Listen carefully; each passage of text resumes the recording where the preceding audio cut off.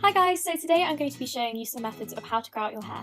And I've drawn a line where my hair ends naturally, and then where I pull it out and point to is where it ends when it's stretched, and I'll show you the after results at the end of this video after I've done these methods. So the first thing we're going to do is grab 2 eggs and just crack them into, I've used a Pyrex beaker, but you can use a mixing bowl. I just found that the Pyrex was easier because you can pour it, and let's ignore that I dropped the shell in there.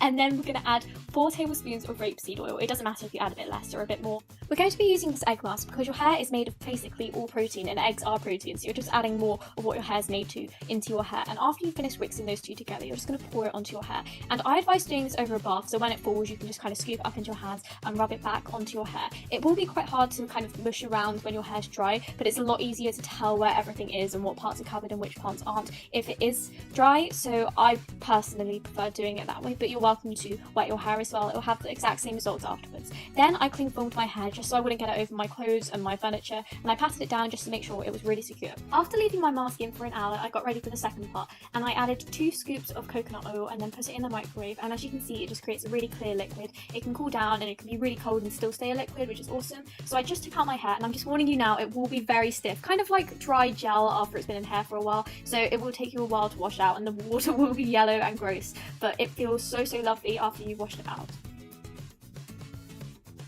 After thoroughly washing my hair, I just squeezed out the excess water and then poured the coconut oil onto my scalp and then through to the ends.